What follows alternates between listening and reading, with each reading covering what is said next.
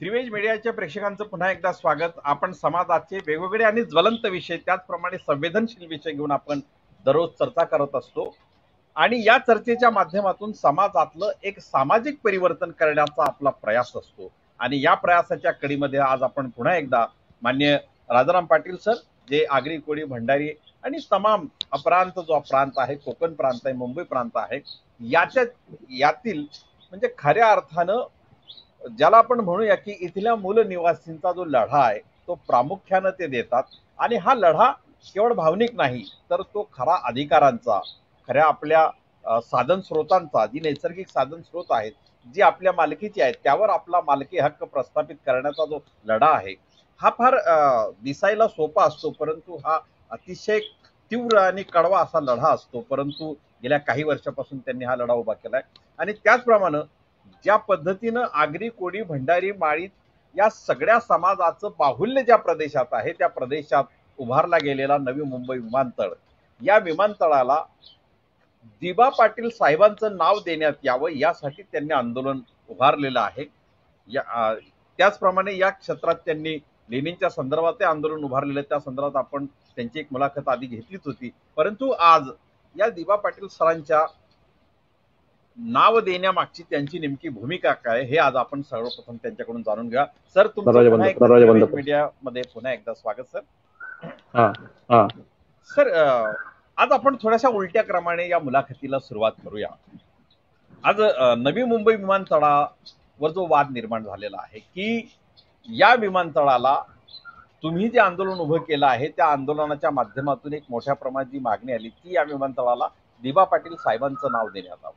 आणि दुसऱ्या बाजूला म्हणजे कोकण प्रदेशात ज्या पक्षाचं थोडंसं बाहुल्य आहे, अशा शिवसेनेने या ठिकाणी बाळासाहेब ठाकरेंचं नाव देण्याची मागणी केलेली आहे. या दोन्ही मागणींचा संदर्भ घेत मी असा पहिला प्रश्न थोडासा उलट्या क्रमाने असा विचारतो की 1999 साली ज्यावेळी दिबा पाटील साहेबांचं वय 74 वर्ष होतं, 4 वेळा आमदार, 2 वेळा खासदार, विरोधी पक्षनेते, या सगळ्या भूमिका त्यांनी निभावलेल्या होत्या आणि त्यानंतर त्यांनी शिवसेनेमध्ये प्रवेश केला होता. तर हा जो त्यांच्या जीवनातला एक संदेश म्हणजे वैचारिक चळवळ चालवत असताना, आंदोलन चालवत असताना अचानक वयाच्या अगदी शेवटच्या टप्प्यात पक्ष बदल करणं, या माध्यमातून या प्रदेशात काही संदेश बदलला का, या संदर्भात आधी आपण काय निरसन कराल? लोक असा अर्थ लावण्याचा प्रयत्न करतात, परंतु दिबा पाटलांचा जर तुम्ही म्हणजे त्यांचं जे हे आहे, म्हणजे मनाचा जो कल आहे किंवा त्यांचा विचारांचा जो हे आहे, म्हणजे आदर्श आहे किंवा त्यांच्या मनाचा वेध घेतला तर असं लक्षात येतं की कुठल्याही पक्षीय ह्याच्यामध्ये राजकारणात ते फार अडकले नाहीत. म्हणजे शेका पक्षाचं जरी ते अनेक वर्ष नेतृत्व करत असले तरी पक्ष हा त्यांच्यासाठी निवडून येण्याचं एक माध्यम होता. म्हणजे तुम्हाला माहिती आहे, राजकीय निवडणुका जिंकायच्या असतील तर बूथ लेवल पासून तालुका लेवलला पक्ष बांधणी अपरिहार्य असते. पक्ष माणूस किती हुशार असला तरी तर बूथ लेवलला जर त्यांचे कार्यकर्ते नसतील तर निवडून येत नाही. पण लोकांशी प्रामाणिक राहणं हा जो दिबा पाटलांचा जो गुण आहे सामान्य माणसाची, तो एखाद्या कार्यकर्त्याप्रमाणे होता. म्हणजे तो एकनिष्ठ असतो लोकांशी. त्याच्यामुळे शिवसेनेमध्ये त्यांचा प्रवेश हा वैचारिक नसून ती राजकीय अपरिहार्यता होती. म्हणजे दुसरा त्यांची जी कोंडी, राजकीय कोंडी इथल्या काही लोकांनी त्यावेळी केली आणि त्यामुळे दुसरा कुठला तरी निवडणूक लढवायची आणि विधानसभेत जाणं, म्हणजे तुम्हाला मी न्यायानिमित्त सांगेन की ज्याला समाजाविषयी कळकळ आहे आणि ज्याला विधानसभेत कायदे निर्माण करण्यासाठी जायचं आहे, तो बाहेर राहू शकत नाही. त्याला ते विधानसभेचं सभागृह किंवा लोकसभेचं सभागृह आवश्यक असतं. आणि म्हणून मग शिवसेनेच्या माध्यमातून गेले. पण शिवसेनेच्या विचारांच्या पूर्णपणे विरोधात दिबा पाटलांचे विचार आपल्याला पाहायला मिळतात. जे एक सगळ्यात महत्वाचं म्हणजे शिवसेना हा हिंदुत्ववादी पक्ष आहे आणि दिबा पाटलांनी स्वतःच्या जीवनात देव नाकारलेला आहे. चार्वाक आणि बुद्ध हे त्यांचे आदर्श आहेत आणि शिवसेनेचा हा काही दिबा पाटील हे ओबीसी आरक्षणाचे समर्थक आहेत. म्हणजे त्यांनी राष्ट्रीय स्तरावर ओबीसीचं नेतृत्व केलंय.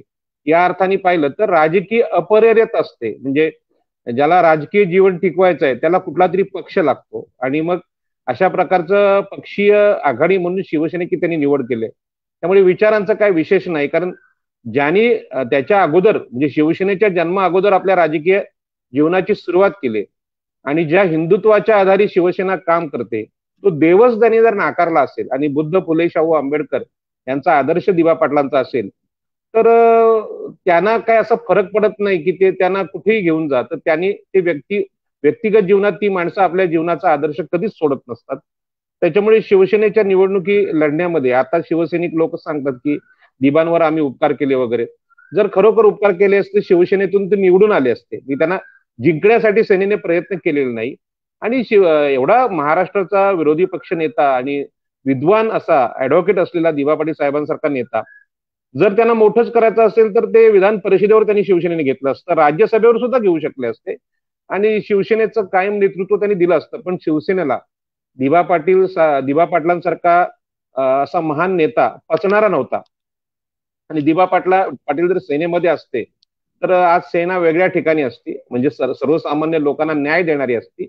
पण आपल्याला माहित आहे हिंदुत्वाच्या नावाखाली शिवसेनेने ओबीसीचं शोषणच केलं.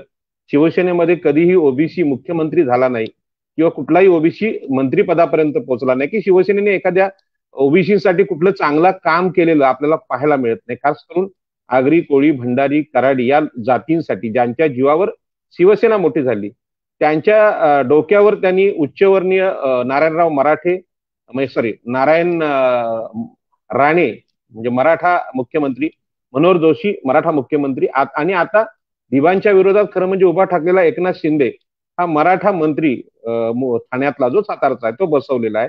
याच्यावरून शिवसेनेचं धोरण हे ओबीसीच्या विरोधातलंच आहे. लोक बोलायची शिवसेना ओबीसी पक्ष आहे, फक्त मतदानासाठी शिवसेना ओबीसीचा पक्ष आहे, पण सत्तेसाठी आणि न्यायासाठी तो कायम उच्चवर्णीयांचा पक्ष आहे, हे सिद्ध झालेलं आहे. सर म्हणजे शेतकरी कामगार पक्षाच्या माध्यमातून मान्य दिबा पाटील सर हे काम करायचे आणि बऱ्याच वेळा असे पक्ष जे आहेत म्हणजे जे थोड्याशा डाव्या आणि समाजवादी विचारसरणीच्या पठडीतले जे पक्ष असतात ते थोडेसे केडर बेसही देखील असतात. मान्य दिबा पाटील सरांनी त्या प्रदेशामध्ये म्हणजे 4 वेळा आमदार 6 वेळा खासदार झाल्यानंतर त्या प्रदेशात जे केडरायझेशन उभं केलेलं असेल त्यांनी कार्यकर्त्यांचं, ते केडरायझेशन म्हणजे असं एकाएकी दूर होण्याचं नेमकी कारण मीमांसा काय करता येईल की जी त्यांना अपरिहार्यता म्हणून एक पक्ष बदल जीवनाच्या शेवटच्या किंवा उत्तर काळामध्ये त्यांना तसा निर्णय घ्यावा लागला, म्हणजे काय याच्या मागची नेमकी कारण असते? मी या मुलाखतीच्या निमित्ताने सांगू इच्छितो की स्वातंत्र्यपूर्व काळात रायगड जिल्ह्यात डॉक्टर बाबासाहेब आंबेडकरांनी सामाजिक आंदोलनं केली. माझ्या बोलण्यामध्ये नेहमी असतात की तरी शेतकरी संप, चिरनेर जंगल सत्याग्रह, मनुस्मृती दहन, ही जी सगळी आंदोलनं झाली ती परंपरा सामाजिक आंदोलनाची रायगड जिल्ह्याला होती. आणि यातून स्वतंत्र मजूर पक्षातून पहिले आमदार आगरी कोळ्यांचे डॉक्टर बाबासाहेब आंबेडकरांनी निवडून आणले. साधारणपणे 20 ते 21 आमदार निवडून आले आणि हे आमदार बाबासाहेबांच्या विचारामध्ये तयार झालेले होते. म्हणजे खरं सांगायचं म्हणजे हे सगळे आंबेडकरी लोक होते त्यावेळी. त्यानंतर शेड्यूल कास्ट फेडरेशन आलं आणि मग ह्या लोकांनी कुठं जायचं असा प्रश्न आला आणि मग शेतकरी कामगार पक्षाची स्थापना झाली. झेंडा जरी कम्युनिस्टांचा असला तरी त्या काळामध्ये म्हणजे कम्युनिस्ट विचारांचा प्रभाव डाव्या चळवळीचा पूर्ण महाराष्ट्रात होता आणि त्यामुळे झेंडा स्वीकारला गेला. परंतु तसं पाहिलं तर हे दिबा पाटील हे आहेत, हे फुले शाहू आंबेडकर ह्या विचारांचा आदर्श जास्त मानायचे. म्हणजे याचं उदाहरण असं आहे की पनवेलच्या आगरी समाज हॉलला त्यांनी महात्मा फुल्यांचं नाव दिलेलं आहे, लेनिनचं नाव दिलेलं नाही. ज्या अर्थाने डावा विचार ते म्हणजे त्यांनी स्वीकार दिसतंय झेंड्यावरून, तसं चित्र खऱ्या अर्थाने पाहिलं तर बाबासाहेब आंबेडकरांनी दिलेला चळवळीचा जो मंत्र आहे म्हणजे ओबीसीच्या जमीन हक्काचं आंदोलन, म्हणजे आता लोकांना असं वाटतं की जमीन हक्क म्हणजे डाव्या विचारांची चळवळ, पण खरं पाहिलं तर ती बाबासाहेबांनी जंगल असेल, जमीन असेल, या आंदोलनाची सुरुवात या देशात बाबासाहेबांनी केलेली आहे. नंतरच्या विचारवंतांना ही मांडणी टिकवता आलेली नाही. आणि तुम्हाला माहिती आहे की बाबासाहेब आंबेडकर गेल्यानंतर बाबासाहेब आंबेडकरांचे जे इतर मित्र होते म्हणजे ओबीसी जातीतले, त्यांची मैत्री टिकवण्या एवढा मोठा नेता बाबासाहेब आंबेडकरांच्या चळवळीमध्ये दिसून येत नाही. आणि याचा परिणाम आहे की ते म्हणजे डाव्या चळवळीचा झेंडा तिथे दिसतो. म्हणजे शेका पक्षाचा झेंडा तुम्ही पाहिला, हातोडा, स्टार आणि हे सगळे दिसतात. आता दिबा पाटलांची विचारांची जी उंची आहे ती उंची एवढी मोठी आहे की तुम्ही जर पाहिलं की शेतकरी कामगार पक्षामध्ये स्वातंत्र्यानंतर शेतकऱ्यांसाठी पुनर्वसनाचा कायदा करणारे दिबा पाटील, आपल्याला माहित आहे की भारतीय संविधानामध्ये बाबासाहेबांनी केलेले जे कायदे होते त्या कायद्यांची वाट इथल्या पुन्हा एकदा जमीनदार आणि उच्चवर्णीयांनी विधानसभेत लावली. आणि मग जमिनी ज्या पद्धतीने घेतल्या गेल्या त्या जमिनीमध्ये शेतकऱ्यांचं हित साधण्यासाठी जो कायदा दिबा पाटलांकडून झालेला आहे सिडकोच्या विरुद्ध आंदोलनातून, तशा प्रकारच्या कायद्याची निर्मिती संविधानातला तज्ज्ञ असलेला किंवा बाबासाहेब आंबेडकरांना आदर्श मानणारा एखादा नेता करू शकतो. आणि दिबा पाटलांकडून ते काम झालेलं आहे. परंतु जी वैचारिक उंची म्हणजे दिबा पाटील आणि दत्ता पाटलांना सुद्धा शेका पक्ष सोडावा लागला, जे महाराष्ट्राचे विरोधी पक्षनेते झाले, आणि दिबा पाटलांना सुद्धा तो सोडावा लागला. ती नामुष्की आली. त्याचं कारण तेवढ्या उंचीचं नेतृत्व नंतर शेका पक्षात राहिलंच नाही, म्हणजे त्या दोन ह्यांच्या, कारण ते सगळे बाबासाहेब आंबेडकरांच्या चळवळीतून तयार झालेले लोक होते. बाबासाहेब आंबेडकरांचा प्रत्यक्ष सहवास दत्ता पाटलांना लाभला होता आणि दिबा पाटलांनी दत्ता पाटील यांचे सहकारी म्हणून शेका पक्षात जी उंची गाठली होती आणि जे शिक्षणातली चळवळ असेल 108 शाळा काढणं, कोकण एज्युकेशन सोसायटी, कोकणातला हा बाबासाहेबांचा रुजलेला विचार नंतरच्या कार्यकर्त्यामध्ये एवढा टिकला नाही. आणि आपल्याला माहित आहे की जमीनदार जातीने शेतकरी कामगार पक्षाला फोडण्याचा प्रयत्न केलेला आहे आणि त्यामुळे त्यांचं जे नेतृत्व आहे ते नेतृत्व तिकडे झुकलं गेलं की सगळीकडून कोंडी केल्यानंतर आपल्याला माहिती आहे सत्यशोधक चळवळ जी होती ती संपवण्यात आली जेधे जवळकरांची.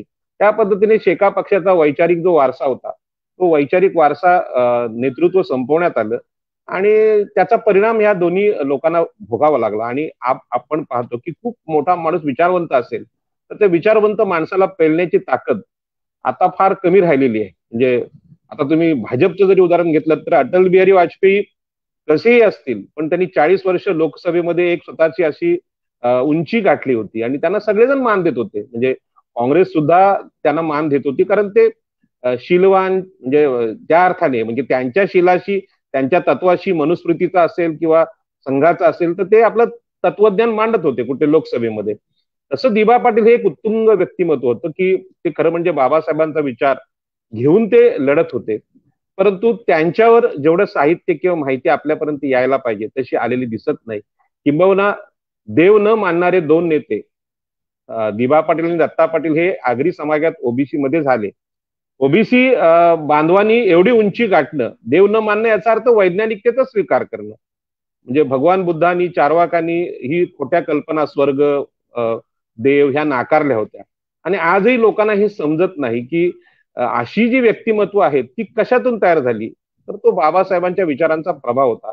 आणि आज तुम्हाला माहित आहे की तर्कहीन मंडळी विधानसभेत जेव्हा आहेत किंवा लोकसभेत आहेत त्याचा परिणाम विचित्र झालेला आपल्याला पाहतोय आपण समाजामध्ये आणि लोकांना प्रचंड निराशा आलेली पाहतो. मानवी प्रश्न जे आहेत, मानवी मूल्यांचे जे प्रश्न आहेत ते सुटत नाहीत आणि म्हणून दिबा पाटलांचा ह्या अर्थाने महाराष्ट्राला परिचय करून देणं हे गरजेचं आहे. पण आपल्याला माहित आहे की एवढं मोठं चारित्र्य म्हणजे देव नाकारण्याची हिंमत भारतीय लोकांमध्ये अत्यंत दुर्मिळ आहे. म्हणजे डॉक्टर बाबासाहेब आंबेडकरांनी जे धाडस केलेलं आहे आणि ज्या लोकांनी नंतरच्या काळात धाडस केलं त्यांना टिकणं अवघड झालं आणि तोच अनुभव आज दिबा पाटील घेतात की 2 वेळा खासदार 4 वेळा आमदार असलेला रायगड जिल्ह्यातला एक खूप मोठा व्यक्तिमत्वाचा नेता, त्याच्या नावाला शिवसेनेकडून विरोध होतोय आणि त्यांच्या आजूबाजूला फिरकू शकत नाही असे लोक मोठमोठे पुरस्कार घेऊन भारतरत्न घेऊन स्वतःला मिरवतायत. म्हणजे सचिन तेंडुलकरला भारतरत्न मिळतो पण दिबा पाटलांसारख्या माणसाला ज्यांनी देशातल्या शेतकऱ्यांना न्याय देणारा एक कायदा केला,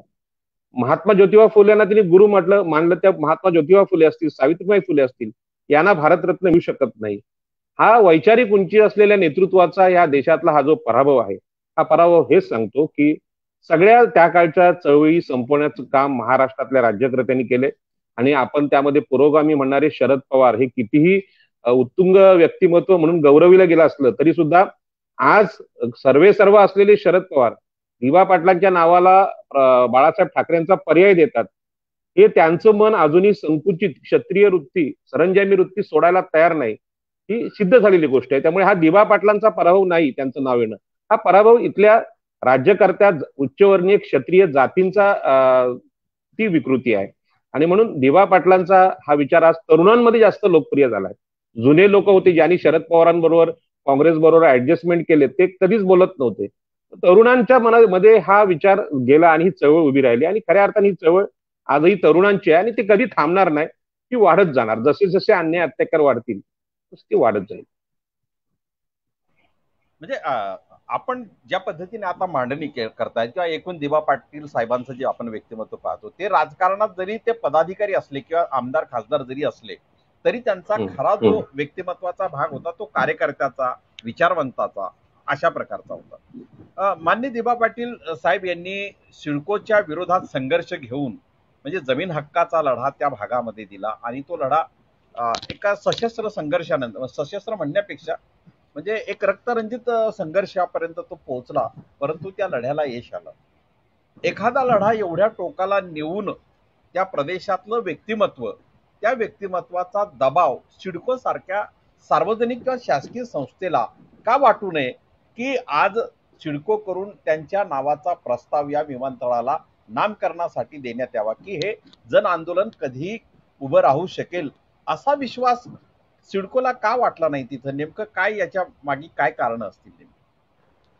त्याच्यामध्ये कारण असं आहे की तुम्हाला माहित आहे की शेतकरी कामगार पक्ष सुद्धा महाराष्ट्रातला विरोधी पक्ष होता एकेकाळी आणि ह्या विरोधी पक्षाला संपवण्याचं काम इथल्या उच्चवर्णीय जातींनी केलं. आणि आज तुम्ही महाराष्ट्राचं चित्र पाहता की महाराष्ट्रामध्ये सत्ताधारी म्हणजे मराठे आणि सीकेपी म्हणजे उद्धव ठाकरे सीकेपी आणि शरद पवार आणि काँग्रेस हे मराठा क्षत्रिय लोक आहेत आणि विरोधी पक्ष हे ब्राह्मण आहे म्हणजे फडणवीस. म्हणजे ज्या सत्तेला भारतीय संविधानाने विरोध केलेला आहे किंवा समतेच्या तत्वाने भारतीय संविधानाने वाटचाल करायला पाहिजे असा संविधानाचा गाभा सांगतो, पण महाराष्ट्रात पुन्हा एकदा क्षत्रिय आणि ब्राह्मणांची सत्ता आहे. तर या पद्धतीने आज म्हणजे दिबा पाटलांनी जे आंदोलन रायगड जिल्ह्यात उभं केलेलं आहे ते आंदोलनामध्ये समस्त ओबीसीमध्ये म्हणजे मुंबई परिसरामध्ये ओबीसींची जी चळवळ आहे ती आगरी, कोळी, भंडारी, ईस्ट इंडियन या इथल्या ज्या भूमिपुत्र आहेत त्यांनी सतत ज्वलंत ठेवली, जागती ठेवलेली आहे. आणि हे ठाणे जिल्ह्यावर आता खऱ्या अर्थाने मराठा राज्य आणणाऱ्या म्हणजे ठाणे जिल्ह्यात मराठ्यांचे खासदार झाले, मराठ्यांचे आमदार झाले याच्यावर कोणी विश्वास ठेवणार नाही. कारण पालघर, ठाणे हा आदिवासी पट्टा आहे, ठाणे ओबीसींचा पट्टा आहे आणि ओबीसीमध्ये खरं म्हणजे मराठा एकनाथ शिंदे ज्या पद्धतीने पकड घेत आहेत ती पकड ही मुंबई परिसरामध्ये शिवसेनेच्या माध्यमातून मराठा सत्ता राबवण्याचा एक अलिखित प्रकार आहे किंवा सुप्त इच्छा आहे एकनाथ शिंदेची. आणि त्यामुळे ठाणे जिल्ह्यावर त्यांनी पकड घेतलेली आहे. ठाण्याचे पालकमंत्री ते आज आहेत आणि ठाणे जिल्ह्यामध्ये शेतकऱ्यांचं कुठलंही आंदोलन न होता लोढा बिल्डर असेल किंवा अन्य बिल्डरांनी तिथल्या भूमिपुत्रांना अक्षरशः लुटलेलं आहे, म्हणजे तिथे कायदे धाब्यावर बसवलेले आहे. परंतु दिबा पाटलांसारखं नेतृत्व इथे रायगड जिल्ह्यात कार्यरत होतं. त्यांनी लोकांचं प्रबोधन केलं, संघटना उभी केली आणि फार मोठं आंदोलन केलं. तर हे आंदोलन म्हणजे दिबा पाटलांचं नेतृत्व संपवण्याचा प्रयत्न या बाळासाहेब ठाकरेंच्या नाव देण्यामागे आहे असं माझा स्पष्ट आरोप आहे.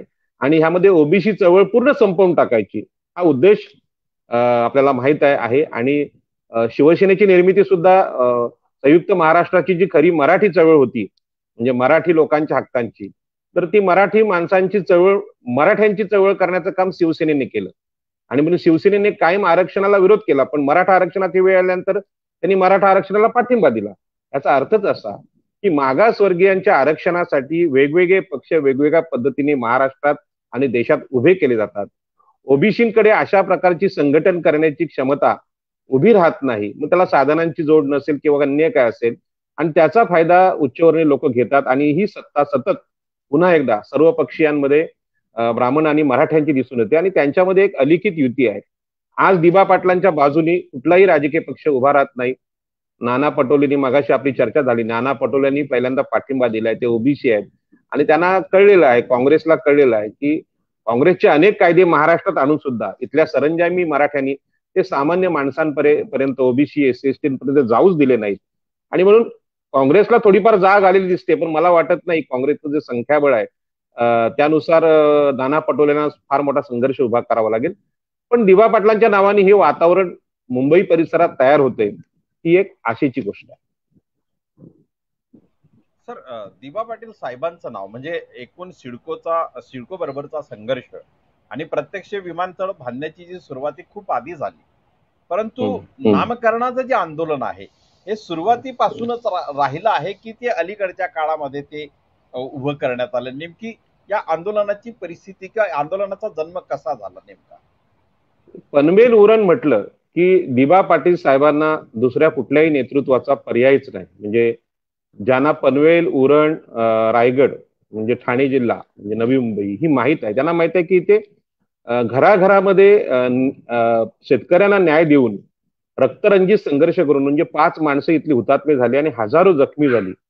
म्हणजे भारताच्या स्वातंत्र्यानंतर इथल्या मागासवर्गीय शेतकऱ्यांना एवढा मोठा संघर्ष करावा लागणं आणि मराठा मुख्यमंत्र्यांनी वसंतदादा पाटलांनी दिबा पाटलांच्या आंदोलनावर गोळ्या घालणं, म्हणजे जनरल डायरने आपल्या पंजाबमध्ये जो गोळीबार केला ते परके होते. म्हणजे हे आपल्या देशातले राज्यकर्त्यांनी इथल्या मागासवर्गीयांवर गोळ्या घालणं हा जो सरकारी अत्याचार होता त्यातून उभं राहिलेलं, म्हणजे बंदुकीच्या गोळ्या घातल्यानंतर कुणी माणूस घाबरतोच, त्यातून इथलं ओबीसी नेतृत्व उभं राहिलं आणि त्यामुळे दिबा पाटलांनी इथे जो न्याय केलेला आहे त्या न्यायानंतर जमिनीला प्रचंड भाव आला. आणि आपल्याला माहित आहे की काही प्रकल्पग्रस्तांच्या घरी जे भूखंड आले ते जे हुशार होते त्यांच्याकडे कोट्यावधी रुपये आले आणि घराघरामध्ये कोट्याधीश सगळ्या सर्वस्व गेल्यानंतर ते उभे राहिले पण राहिले. आणि त्यामुळे दिबा पाटलांबद्दल प्रचंड आदर. म्हणजे दिबा पाटलांच्या समोर कुणी उभं राहू शकत नाही असं इथलं वातावरण आहे. किंबहुना याची तुलना करायची झाली तर ज्या पद्धतीने डॉक्टर बाबासाहेब आंबेडकरांनी आपल्या स्वतःच्या समाजाला ज्या उंचीपर्यंत नेलं म्हणजे मुक्ती कोण पथेपर्यंत नेलं, तशा प्रकारचं नेतृत्व हे दिबा पाटील हे इथल्या आगरी कोळी कराडी लोकांसाठी आहे. म्हणजे असं म्हणायला हरकत नाही की ते आमचे बाबासाहेब आंबेडकरच आहेत. अशा प्रकारचं व्यक्तिमत्व दिबा पाटलांचं आहे. आणि ही गोष्ट शत्रू पक्षाला माहीत आहे. म्हणजे हे जे लोक आहेत भाजपवाले असतील, काँग्रेसवाले असतील, राष्ट्रवादी असतील, त्यांना माहित आहे की दिबा पाटलांच्या विषयी लोकांच्या मनात प्रचंड आदर आहे. आणि जे जाणकार असतात, समाजशास्त्रज्ञ असतात, त्यांना माहित आहे ज्या समाजाच्या मनामध्ये हृदयामध्ये अशा प्रकारचं नेतृत्वाचे विचार असतात त्यांना दाबणं किंवा संपवणं अवघड असतं. जसं बाबासाहेब आंबेडकरांची जी चळवळ आज आहे ती बाबासाहेब आंबेडकरांच्या नावाने आहे. त्याला कोणी पुरस्कर्ता नाही किंवा फायनान्सर नाही, ती अस्मिता बाबासाहेब आंबेडकरांच्या नावाने उभी राहिले प्रत्येकाच्या मनात. तशाच प्रकारची अस्मिता इथल्या भूमिपुत्रांच्या मनात दिबा पाटलांच्या नावाने उभी आहे. हे दिबा पाटलांच्या समोर कोणाचंही नाव घ्या, अटल बिहारी वाजपेयींचं घ्या, नरेंद्र मोदींचं घ्या किंवा बाळासाहेब ठाकरेंचं घ्या किंवा एखाद्या शंकराचार्याचं घ्या किंवा खुद्द देवाचं पण घ्या, ते कोणाचं नाव टिकणार नाही. कारण जे देवालाही शक्य नव्हतं ते या दिबा पाटलांनी इथे केलेलं आहे. आणि म्हणून दिबा पाटलांचं अस्तित्व आज इथे कायम राहणार आहे. हे सगळं माहीत असताना हे जे प्रकार केलेले आहेत इथल्या चावटपणा केलेला आहे एकनाथ शिंदेने. आणि तो चावटपणा म्हणजे इथल्या लोकांच्या प्रत्येक माणसाला वैचारिक अस्मिता असते, त्याला स्वाभिमान असतो, त्याचं स्वातंत्र्य असतं, ते समजून न घेता अशा प्रकारचं त्याचा तेजोभंग करणं हे काम शिवसेनेने केलेलं आहे. त्याच्यामुळे दिबा पाटलांना संपवणं किंवा दिबा पाटलांना लोकांच्या मनातून उतरवणं एवढं सोपं नाहीये. आणि ते आता आपल्याला तरुणांच्या सगळ्या आंदोलनातून आता दिसते. आता सर, दिबा पाटील साहेबांना जनामनात स्थान आहे, तरुणांच्या मनात त्यांचा आदर्श आहे. हे सगळं असताना म्हणजे बऱ्याच वेळा असं म्हटलं जातं की नामकरण असेल, नामांतर असेल, नंतरच्या काळात लोक असं म्हणतात की अशा प्रकारची आंदोलनं ही भावनिक असतात. परंतु आज हा जो लढा आपण उभा केला आहे, दिबा पाटील साहेबांचं नाव या नवी मुंबई विमानतळाला द्यावं, या लढ्यामागचं नेमकं उद्दिष्ट काय आहे सर? या संदर्भात आपण कार्यकर्त्यांना आणि एकूणच चळवळीला काय समजवणार आहात? तुम्ही म्हणताय हे सगळं मला पटतंय. म्हणजे आपली मराठवाडा विद्यापीठ नामांतराची चळवळ सुद्धा मी थोड्या प्रमाणात अभ्यासली आहे.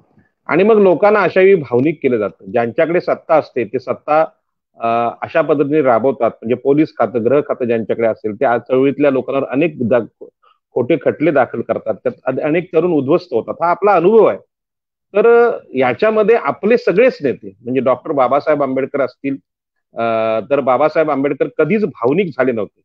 म्हणजे महात्मा गांधींसारखा महात्मा आणि राष्ट्रपिता बाबासाहेब आंबेडकरांच्या विरोधात उभा राहिला की मागासवर्गीयांना आम्ही अधिकार देणार नाही. आणि त्यांनी हरिजन वगैरे शब्द वापरले, तुम्ही आमचेच आहात, तुमच्यासाठी आम्ही भरपूर काय करू, आपण वेगळे नाहीत, आपण धर्मांतर करू नये, या हिंदू समाजाचा भाग आहात, असं राष्ट्रपित्यांनी शब्द दिला तरी बाबासाहेबांनी या शब्दात सांगितलं की आपको मैं महात्मा नाही मानता. जे चातुर्वर्ण्याचा पुरस्कार करणाऱ्या महात्मा गांधींना महात्मा न मानणं या त्या काळामध्ये हे खूप धाडसाचं काम होतं.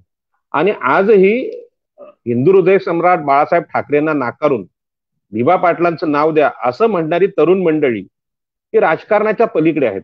आणि राजकारण, राजकीय सत्ता, स्वार्थ, धर्म याच्या पलीकडे आहे.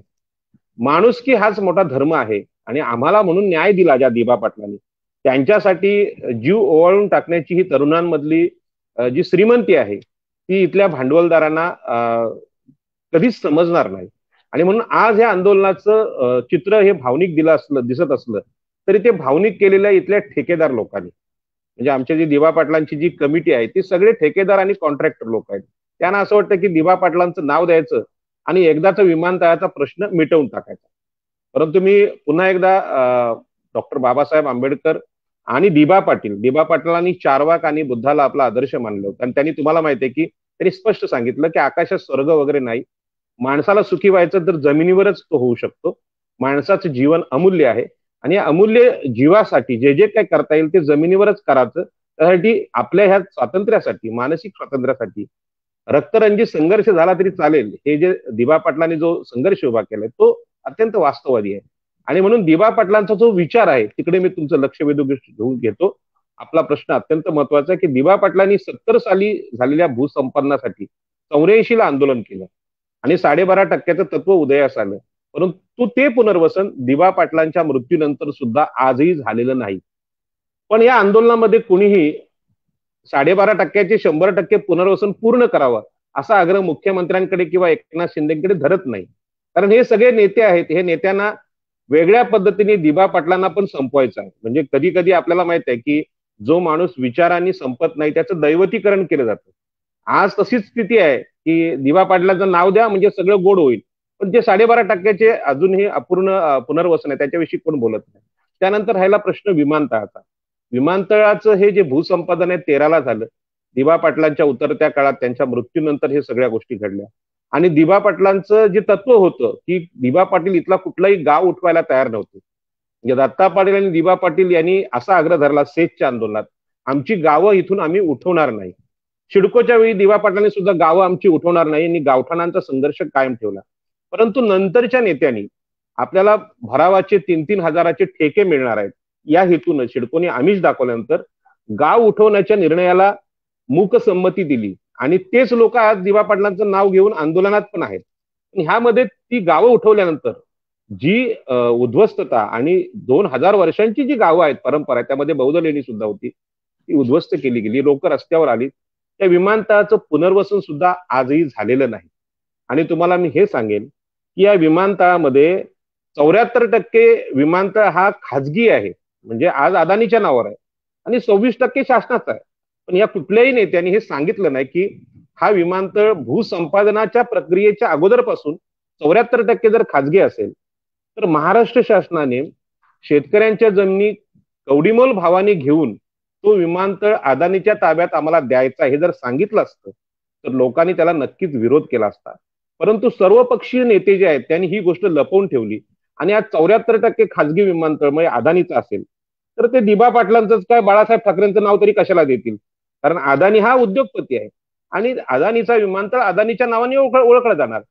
मग ही गोष्ट लपवली जाते. दुसरी गोष्ट, आज विमानतळामध्ये लोकांची अवस्था फार भयानक आहे. म्हणजे मच्छीमार लोकांना त्यामध्ये न्याय भेटलेला नाही. खरं म्हणजे मी नेहमी तुम्हाला सांगत असतो की टोपी घालण्यामागं माझा उद्देश आहे की या देशातल्या म्हणजे समुद्रकाठच्या जमिनीचे मालक होते, त्या जमिनीच्या मालक असलेल्या लोकांना पुनर्वसन प्राप्त झालं म्हणजे जमीन गेली म्हणून, पण समुद्र सुद्धा संपवला गेला वेगवेगळ्या प्रकल्पांसाठी. मग समुद्राचं पुनर्वसन करण्याचा कायदा अजूनही बाकी आहे. म्हणजे कुळ कायदा बाबासाहेब आंबेडकर, नारायण नागू पाटील यांनी केला. कुळ कायद्याने मिळालेल्या जमिनी MIDCच्या कायद्याने संपवल्या गेल्या महाराष्ट्र शासनाकडून, सिडकोने संपवल्या. सिडकोच्या विरुद्ध, MIDC विरुद्ध 12.5% तत्व आज लागू होते, त्याला कारण दिबा पाटील आहेत. परंतु समुद्र गेल्यानंतर त्यांचं पुनर्वसन कसं करावं याचा ठोस कायदा आजही आपल्याकडे नाही. आणि म्हणून या विमानतळामध्ये गेली 5 वर्ष मच्छीमारांचं पुनर्वसन व्हावं, सी लिंक मध्ये व्हावं, कोस्टल रोड मध्ये व्हावं हा आग्रह धरतोय मी. परंतु त्यासाठी विधानसभेत हा विषय मांडण्यासाठी आपल्याकडे आमदार नाहीत, लोकसभेत मांडण्यासाठी खासदार नाहीत. आणि म्हणून ह्या विमानतळाची केस लवकरच मी माननीय उच्च न्यायालय आणि सर्वोच्च न्यायालयात घेऊन चाललोय. ऍडव्होकेट गुणरत्न सदावर्ते यांना मी ते सांगितलेलं आहे. हे करत असताना आता जे आंदोलन चालू आहे त्या आंदोलनामध्ये पैसा पण प्रचंड आहे, परंतु तो फक्त दिबा पाटलांचं नाव मिळावं यासाठी वापरला जातोय. ती खरी खंत आहे की अजूनही यामध्ये लोकांच्या प्रश्नावर कोणी काम करत नाही आणि खास करून दिबा पाटलांचा जो दृष्टिकोन आहे तो सुद्धा लपवला जातोय. दिबा पाटलांनी एससी एसटीसाठी 12.5% 40 चौरस मीटरचे भूखंड जे भूमिहीन होते त्यांनी द्यावेत यासाठी त्यांनी तो कायदा पारित केला. विमानतळामध्ये अनुसूचित जाती जमाती आणि मुस्लिम अल्पसंख्याक ख्रिश्चन हे सुद्धा प्रकल्पग्रस्त आहेत. त्यांचा विषय आताची कमिटी काढायला तयार नाही आणि म्हणून सिद्धार्थनगर असेल, धनगर समाज असेल, सिद्धार्थनगरचे अंदाजे 150 घरं आहेत, धनगर समाजाची 50 घरं आहेत आणि असे विखुरलेले मुस्लिम आहेत, ख्रिश्चन आहेत, ईस्ट इंडियन आहेत, यांची पण वाताहत इथे झालेली आहे. आणि म्हणून या लोकांकडे म्हणजे खऱ्या अर्थाने ओबीसी नेत्यांनी मागासवर्गीय लोकांकडे, आपल्या एससी एसटी छोट्या भावांकडे आईच्या ममतेने पाहावं हा दिबांचा दृष्टिकोन आज बाजूला पडलेला आहे. आणि दिबांना नावाची अपेक्षा कधीच नव्हती आणि नाम महत्व किंवा मोठेपणा हा त्यांनी कधीच मांडला नाही. अत्यंत साध्या पद्धतीने जगले तरी सुद्धा याचा प्रचार होतोय आणि ही चळवळ या अर्थाने वास्तव राहावी म्हणून आजची जी आपली मुलाखत आहे ती माझ्यासाठी महत्वाची आहे. म्हणून यातले काही मिनिटं मी त्यासाठी घेईन की आज विमानतळामध्ये जे उद्ध्वस्त झालेले लोक आहेत ते तुर्भ्याला, नंतर मोहा कोळीवाडा, नंतर चेंबूर या झोपडपट्ट्यामध्ये विखुरलेले आहेत आणि त्यांचा रोजगार गेलाय, त्यांना घरं नाहीत, त्यांच्या घरात खायला अन्न नाही. ही इथल्या नवी मुंबई विमानतळ प्रकल्पग्रस्तांची वास्तव स्थिती आहे. पण यांना मदत करायला कोणी तयार नाही आणि म्हणून यांना जी मदत म्हणजे अन्नधान्य वाटप, 1 टनाच्या वर तांदूळ, 100 किलो डाळ, 100 किलो गोड तेल, साखर, चहा पावडर ही आम्ही मधल्या काळात वाटप ठेवलेलं आहे. आणि त्याच्यामध्ये जे मदत करणारे लोक आहेत त्यांची नावं मी मुद्दाम आज वाचून दाखवतोय, कारण आपल्या सगळ्याच आदिवासी असतील, मागासवर्गीय असतील यांच्याकडे या नजरेनं या कोरोनाच्या काळात बघणारी चळवळ नसेल आणि नावात ती गुंतलेली असेल तर ती संवेदनशीलता संपलेल्या समाजाचं लक्षण आहे. म्हणून या लोकांचं कौतुक होणं गरजेचं आहे. मी मुद्दाम यांची नाव वाचीन की अब्दुल जब्बार, हमसुद्दीन अन्सारी हे 2 मुस्लिम बांधव आहेत, राजीव गुप्ता, निशिकांत मिश्रा, रशिकलाल संघवी, सुभाष मनियार, महेश परियार आणि मनोज माशेलकर. मनोज माशेलकर हे भंडारी समाजाचे मुंबईचे नेते आहेत आणि मनोज माशेलकरांनी हे सगळं एकत्र करून हे धान्य वाटप सतत चालू ठेवलेलं आहे. तर विमानतळातल्या प्रकल्पग्रस्तांना धान्याची आज गरज आहे आणि त्याला मदत वर्सोवाकडून, मुंबईकडून होते. ही जी गोष्ट ही अत्यंत नोंद घेण्यासारखी आहे आणि सगळ्या प्रकल्पग्रस्तांनी हे बघितलं पाहिजे की या प्रकल्पग्रस्तात विमानतळ ज्याच्यावर अन्याय झालाय त्याचं आम्ही नाव पण घेत नाहीत. मग दिबांचा जो वैचारिक गाभा आहे किंवा त्यांचा विचार आहे त्या विचारापासून ही चळवळ दूर तर चाललेली नाही ना, याची आपण काळजी घेतली पाहिजे. एक चांगली गोष्ट मात्र या ह्याच्यामध्ये आहे की दिबा पाटलांचं जमिनीचं आंदोलन सुद्धा काही तरुणांनी लावून धरलेलं आहे आणि त्यामध्ये पेंधर नावाचं पनवेलचं गाव आहे, त्यांनी गावठाण विस्ताराचा ठराव अशाच पद्धतीने कलेक्टरकडे पाठवलाय आणि तो त्यांचं गाव सुद्धा सिडको घ्यायला तयारीत आहे. आता सिडको गाव घेऊ पाहते पण त्याच्याविषयी सुद्धा चकार शब्द काढला जात नाही. ते पेंदर गावचे किरण पाटील ते अत्यंत तरुण नेते आहेत आणि त्यांनी आपल्या गावाचा प्रस्ताव दिलाच आहे आणि न्यायालयात पण गेलेले आहे. दुतुम गावचे सरपंच आहेत रेश्मा शरद ठाकूर यांनी सुद्धा असाच प्रस्ताव दिलाय. दिबांच्या आंदोलनामध्ये खरं आंदोलन आहे हे गावठाणांचं आहे, जमिनींचं आहे, मच्छीमारांच्या पुनर्वसनाचं आहे, एसटी एसटी समाजाच्या पुनर्वसनाचं आहे. यांच्या किमान 1000 केस म्हणजे 1000 प्रकरणं आज माझ्या समोर आहेत. पण ह्या 1000 प्रकरणांना जसं वकिलांची फी किंवा वकिलांसाठी न्यायिक लढ्यासाठी जो पैसा लागतो तो कुणीही खर्च करायला तयार नाही. आणि म्हणून या व्हिडिओद्वारे मी आवाहन करतोय की हा जो ग्रुप आहे ज्यांनी धान्य वाटप केले त्या ग्रुपमध्ये मनोज माशेलकर हे उच्च न्यायालयाचा खर्च करायला मुंबईतून तयार झाले आणि म्हणून 12.5% प्रलंबित प्रश्न असेल, 22.5% विमानतळाचा प्रश्न असेल, इथे एवढे मोठे सेठ सावकार आहेत पण दिबा पाटलांच्या पुनर्वसनाच्या प्रश्नावर कोणी काम करत नाही. त्यांचं नाव द्यायचं म्हणजे पुन्हा एकदा तुम्हाला माहित आहे की दैवतीकरण जे आपल्याकडे होतं माणसांचं आणि बाबासाहेब आंबेडकरांनी सांगितलंय की जेव्हा जेव्हा महापुरुषांचं दैवतीकरण होईल किंवा काही नेत्यांनी पण सांगितलं की रस्त्यावरचा संघर्ष जेव्हा बंद होईल त्यावेळी संसद आहे, संसद निष्क्रिय होऊन जाईल.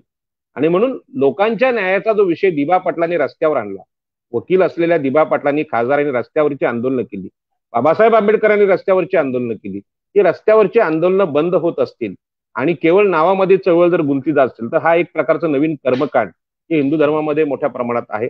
आणि बाबासाहेबांनी सांगितलं की पवित्र वचने म्हणणाऱ्या लोकांचा गलिच्छ देश असं भारताचं वर्णन अनेक परदेशी लोक करतात.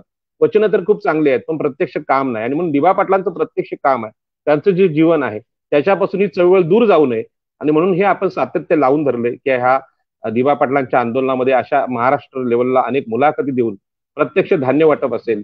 आम्ही लवकरच हे 7-8 दिवसात उच्च न्यायालयामध्ये ही विमानतळाची केस घेऊन चाललोय. तर न्याय काय आहे, दिवा पाटलांचं स्वप्न काय होतं, हा निर्माण करण्याचा आणि मच्छीमारांसाठी पुनर्वसनाचा नवा कायदा करणं, ही सुद्धा सगळे उद्दिष्ट आम्ही या मुलाखतीद्वारे आपल्याला सांगू इच्छितो, लोकांना सांगू इच्छितो. यामध्ये आम्ही उतरतोय. याला आपलं सगळ्यांचं सहकार्य असलं पाहिजे अशी माझी आपल्याला विनंती आहे. सर म्हणजे आता ह्या सिडको आणि मान्य दिबा पाटील साहेब यांच्यात जो संघर्ष झाला लोकांचा अधिकार मिळवण्यासाठीचा आणि त्याच्यातून 12.5% तत्व उदयास आलं, हे सगळं असताना म्हणजे या भागातल्या लढ्याला एक म्हणजे ज्वलंत असा इतिहास आहे आणि नेहमी अशा भागाकडे एक संवेदनशीलता म्हणून पाहिलं जातं. ही संवेदनशीलता आज शासन व्यवस्था जाणीवपूर्वक टाळते आहे की हा जो समूह आहे जो दिबा पाटलांच्या सोबत होता तो कुठेतरी त्याचा ओघ आटलाय आहे का? नेमकं या दोघांच्या संदर्भात नेमकं काय झालं असं आपल्याला माहित आहे की आपल्या देशामध्ये मागासवर्गीयांच्या ज्या ज्या चळवळी आहेत, म्हणजे SC ST ओबीसींच्या आणि स्त्रियांच्या, महात्मा फुले, सावित्रीबाई फुले, डॉक्टर बाबासाहेब आंबेडकर, भगवान बुद्ध यांनी चळवळी उभ्या केल्या. या चळवळींना दाबण्याचे प्रकार सर्वत्र चालू आहेत. म्हणजे अलीकडेच गिरीश कुबेरांचं ते विषय आलेला आहे की संभाजी महाराजांवर टीका करणं, हे करणं. तर या लढाया सगळ्या आहेत, वैचारिक असेल किंवा राजकीय असतील, ते ब्राह्मण आणि क्षत्रियांमध्येच केंद्रीभूत झालेले दिसतात. पण मागासवर्गीयांचा प्रश्न बाजूला कसा हटेल याचा प्रयत्न चालू असतो. आणि म्हणून आता दिबा पाटलांचं जे आंदोलन आहे हे विमानतळानंतर संपावं आणि पुढे रायगडपर्यंतच्या, श्रीवर्धनपर्यंतच्या जमिनी आहेत ह्या MMRD प्रकल्पासाठी सहज उपलब्ध व्हाव्यात. दिबा पाटलांचा आदर्श घेऊन एखाद्या तरुणाने नेतृत्वच करू नये. आता जे या समाजाचं नेतृत्व आहे ठेकेदार लोक आहेत, म्हणजे विकासाचे ठेके घेणारे लोक आहेत. आणि ठेके घेणारे तुम्हाला माहिती आहे, डोंगर फोडणं, माती चोरणं, फॉरेस्टच्या जमिनी लाटणं, हे सगळे प्रकार शासनासाठी करायला तयार असतात. शेवटी आपल्या समाजाचा नाश त्यामध्ये होतो आणि वैफल्य लोकांना येतं. आज डोंबिवलीमध्ये लोढा बिल्डरनी ज्या पद्धतीने आमच्या आगरी कोळ्यांना लुटलेलं आहे आणि आता ते लोकांच्या लक्षात आलं की हे सगळे प्रकार मग हिंदुत्व असेल किंवा बाकी कुठल्या गोष्टी असतील याच्या माध्यमातून लादले जातात. तर हा प्रकार सर्वत्र आता चालू आहे आणि यातूनच दिबा पाटलांना डावलण्याचा प्रयत्न, म्हणजे दिबा पाटलांचं नाव द्यायचं नाही. आता सत्ता विधानसभेत काँग्रेस, राष्ट्रवादी आणि शिवसेनेची आहे. बाळासाहेब ठाकरे हे उद्धव ठाकरेंचे वडील असतील तर आपल्या वडिलांचं नाव येऊ नये असं कुठल्या मुलाला वाटणारच नाही. परंतु माननीय मुख्यमंत्र्यांनी हे पाहिजे की मी या महाराष्ट्राचा मुख्यमंत्री आहे, महाराष्ट्राची एक पुरोगामी परंपरा आहे आणि महाराष्ट्राच्या विधानसभेला विरोधी पक्ष म्हणून दिबा पाटलांनी जी फार उंची दिलेली आहे, म्हणजे कायद्याच्या बाबतीत त्यांची जी युक्तिवाद विधानसभेतले आहेत, त्यामध्ये बाळासाहेब ठाकरेंचा काही संबंध येत नाही. बाळासाहेब ठाकरे काही कधी विधानसभेत नाही गेलेत आणि लोकसभेत गेले नाहीत. हे जे आहे दिबा पाटील हे संविधानिक पद आहे आणि संविधानिक पदाचा सन्मान मुख्यमंत्र्यांनी ठेवणं, त्यांनी शपथ घेतलेली आहे. तिथे आपल्या वडिलांचं नाव देण्याचा विषयच नाही.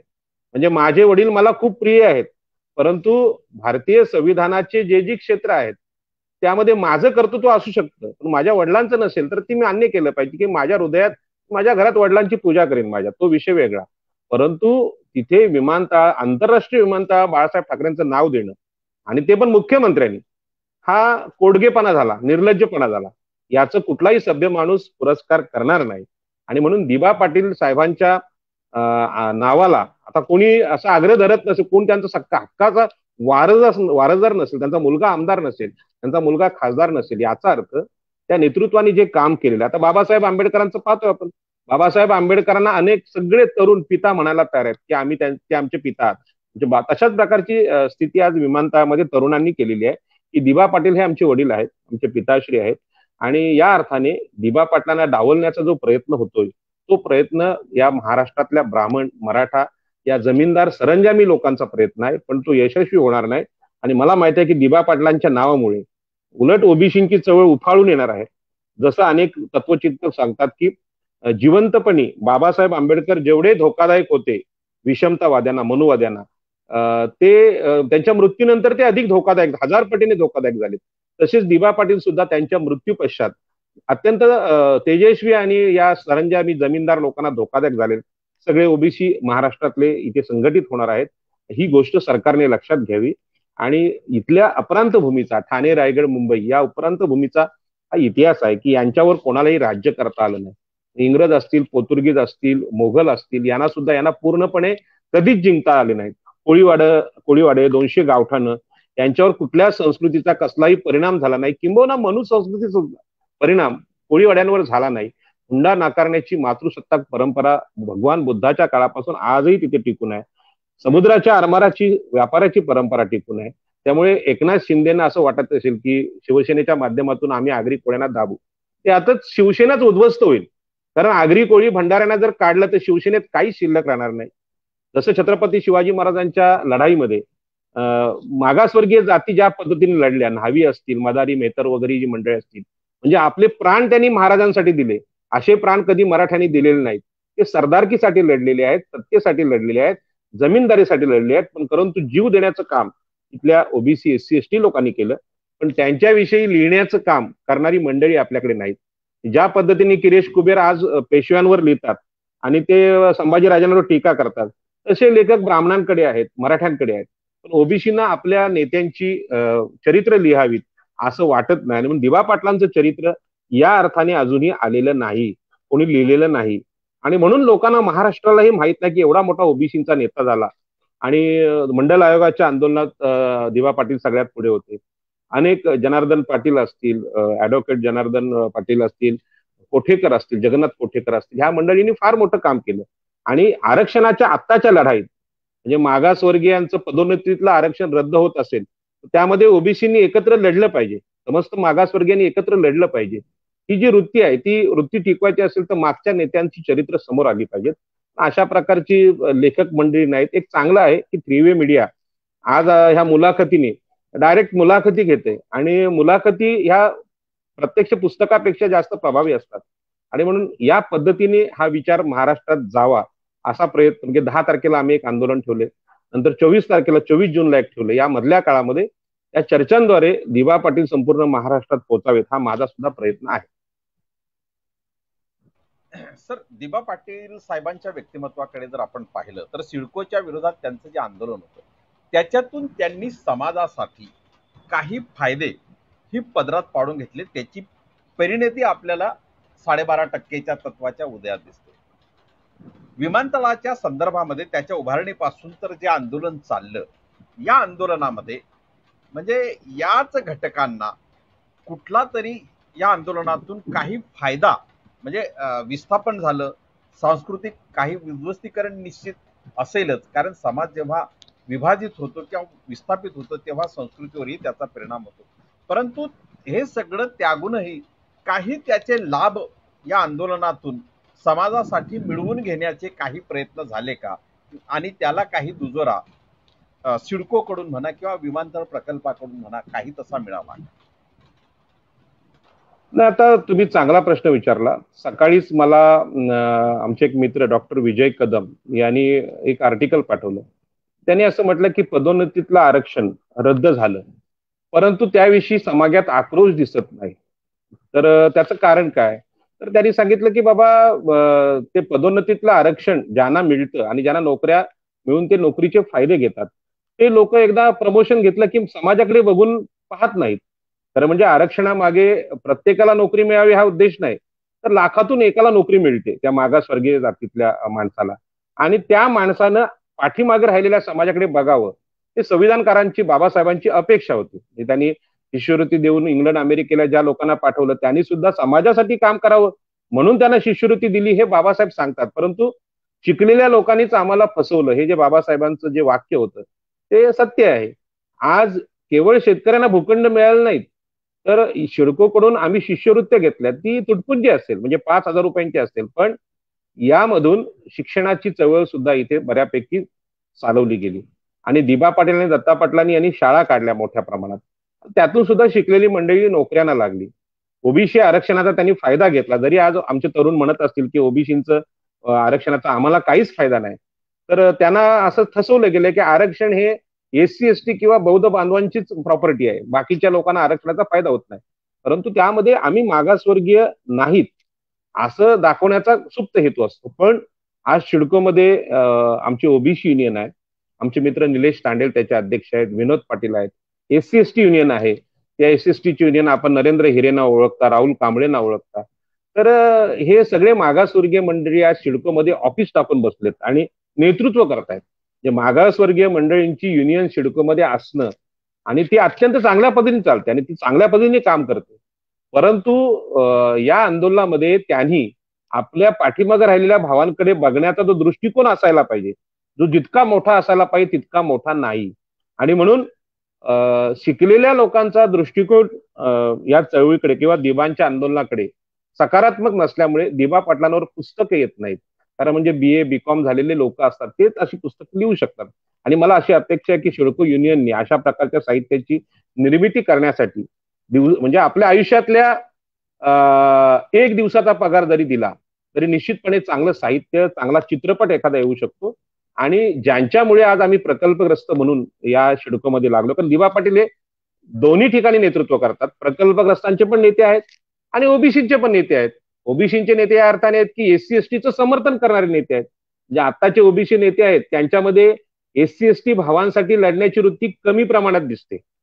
म्हणजे पदोन्नतीतलं आरक्षण हे मागासवर्गीयांचं होतं, ते गेलं तर जाऊ दे असे म्हणणारे पण ओबीसीचे नेते आहेत आणि त्यांचा मी निषेध करतो. परंतु दिबा पाटील साहेब असे नेते नव्हते. त्यांनी एससी एसटीला अगदी आपल्या लहान भावंडाप्रमाणे सांभाळून घेतलं होतं आणि त्यामुळे कुठे न दिसणारी चांगली युनियन नवी मुंबईच्या बेलापूरच्या सिडकोच्या ऑफिसमध्ये एससी एसटी युनियन इथे दिसते आणि एससी एसटी युनियन अत्यंत चांगलं काम करते. परंतु या शिकलेल्या लोकांचं एवढं काम आहे, रिटायर्ड लोकांचं काम आहे, आपल्या पेन्शन मधला काही भाग दिबा पाटलांच्या चरित्रासाठी, त्यांच्यावर एखादा चित्रपट, एखादा माहितीपट किंवा दिबा पाटलांच्या नावासाठी आग्रह असणाऱ्या या चळवळीमध्ये नवीन तरुणांना त्यांनी मदत केली पाहिजे, याचा मी अपेक्षा ठेवतो. आदरणीय निलेश तांडेल यांनी ओबीसी आरक्षणाच्या चळवळीला चांगलं सहकार्य केलेलं आहे. परंतु फार मोठ्या अपेक्षा आहेत, कारण या समाजामध्ये ओबीसी मध्ये शिकलेल्यांची संख्याच कमी आहे आणि शिकलेल्यांची संख्या कमी असल्यामुळे आपण ओबीसी आहोत, आपण मागासवर्गीय आहोत. आणि म्हणून दिबा पाटलांचं नाव टिकवणं इथे ही ओबीसींची देशातली चळवळ टिकवण्यासारखं आहे.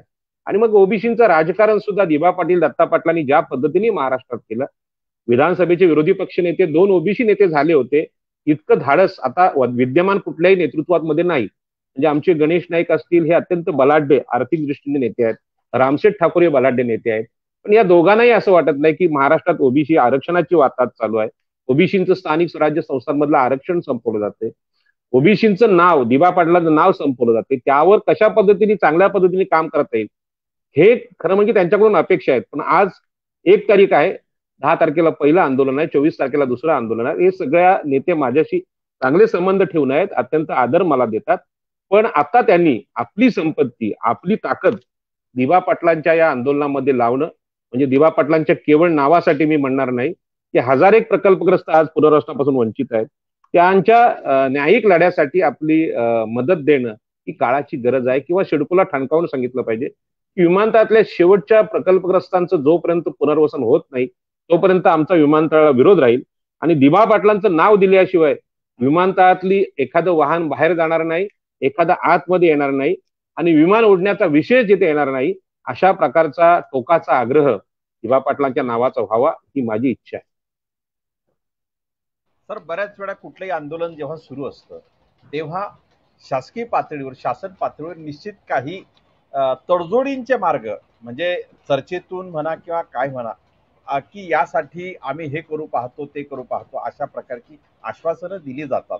तर अशा प्रकारे या नामकरणाच्या आंदोलनात शासनानं अशी काही भूमिका घेतलेली आहे का की या आंदोलकांना बोलवून त्यांच्याशी चर्चा करण्याचं काही धोरण अवलंबलं आहे आणि त्या संदर्भात काही आश्वासन किंवा या संदर्भातले काही तडजोडी होतील अशा काही मुद्दे त्यांनी मांडलेले आहेत का? आता बघा, सर्वपक्षीय लोक ह्या आंदोलनामध्ये सुरुवातीला होते. आमच्या इथले शिवसेनेचे सगळ्यात ज्येष्ठ आणि अत्यंत स्ट्रॉंग मॅन म्हणून जे प्रसिद्ध आहेत, बबनदादा पाटील, हे सुद्धा उपाध्यक्ष होते ह्या सर्वपक्षीय समितीमध्ये.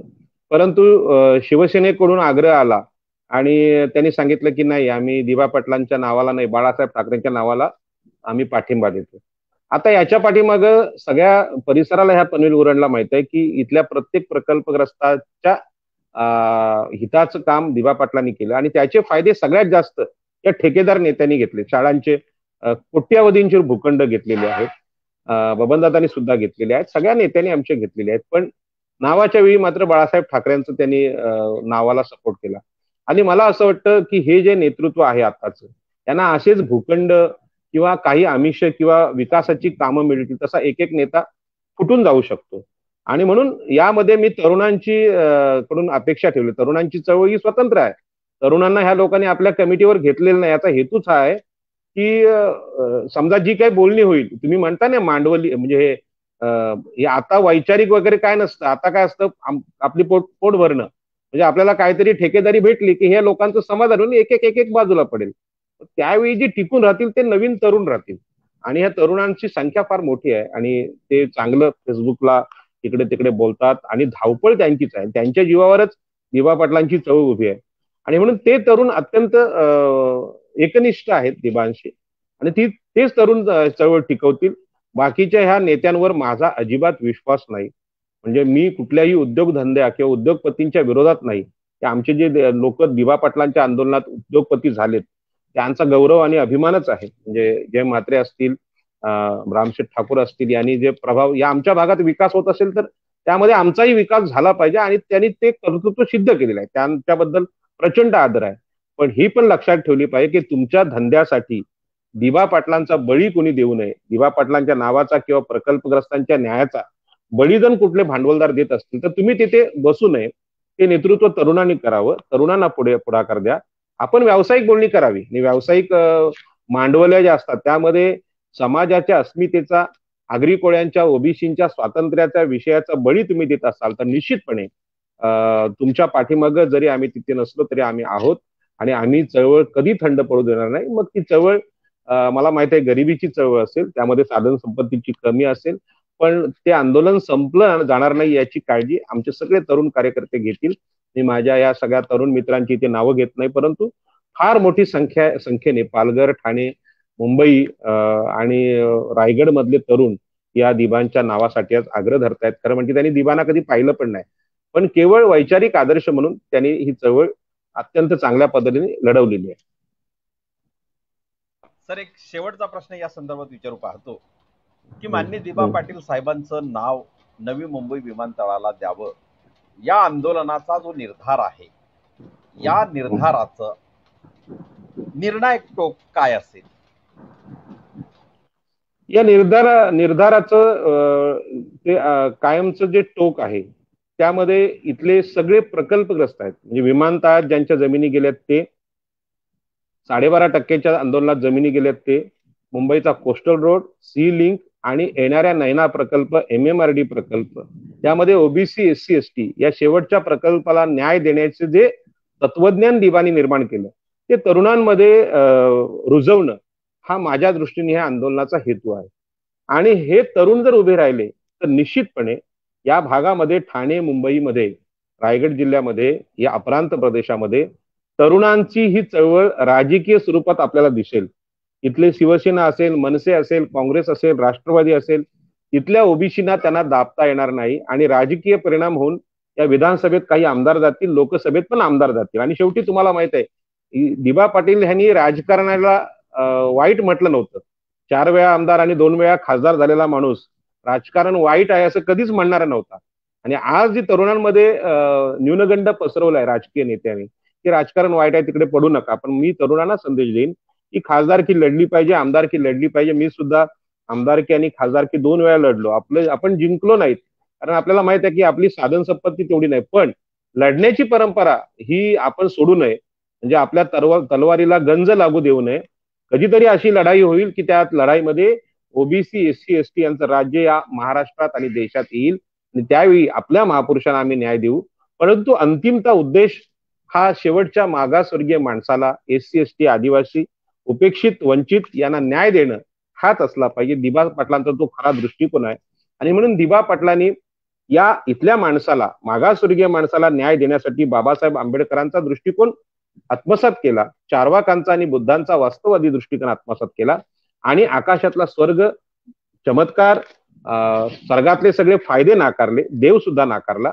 हा जो दिबा पाटलांचा विषय आहे तो अजून खरं म्हणजे समोर आलेला नाही. पण अंतिमतः दिबा पाटलांच्या नावाच्या आंदोलनामध्ये, आणि आपल्याला माहित आहे की कुठल्याही चळवळीला आवश्यक वातावरण लागतं किंवा ज्याला मॉरल सपोर्ट, आपल्या इंग्रजीमध्ये शब्द आहे की नैतिक जो समर्थन असतं ते लढ्याला मिळण्याचं काम दिबा पाटलांच्या नावाने होणार आहे.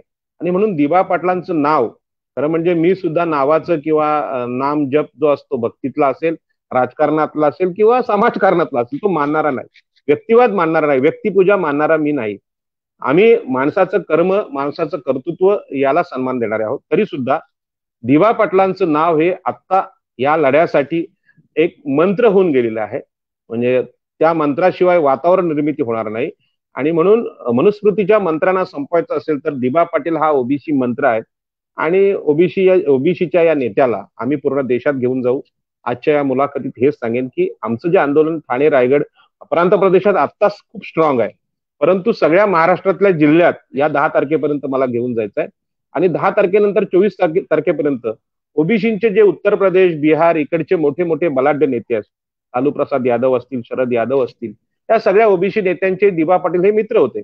आणि यांना सुद्धा जाऊन भेटण्याचा आम्ही प्रयत्न करणार आहोत. आणि लोकसभेत जे मागासवर्गीयांचे खासदार असतील, म्हणजे बीएसपी असेल, पक्ष असेल किंवा अन्य पक्ष आहेत मागासवर्गीयांचे, ओबीसीचे असतील, त्या सगळ्यांना खासदारांना मी सांगणार आहे की आपण लोकसभेत हा चर्चेला विषय घ्या. आणि दिबा पाटलांचं नाव आमच्याच भागात मागतोय आम्ही, दिल्लीमध्ये मागत नाही. दिल्लीमध्ये दिबांचं स्मारक व्हावं अशी इच्छा नाही. की त्यांच्याच जमिनीत, त्यांच्याच कार्यक्षेत्रात त्यांचं नाव मिळावं ही माफक अपेक्षा आहे. आणि ओबीसीच्या या नेत्यासाठी साऱ्या देशामध्ये जे काय करता येईल ते करायची आमची तयारी आहे. आणि या निमित्ताने ओबीसीचा पुनर्वसनाचा जो विचार आहे देशातल्या शेतकऱ्यांचा, तो विचार सगळ्या देशात घेऊन जाण्याचा उद्देश, खरा उद्देश तो आहे. आणि तो उद्देश जिवंत ठेवण्यासाठी आपल्यासारखे लोक, पत्रकार आम्हाला सहकार्य करतायत.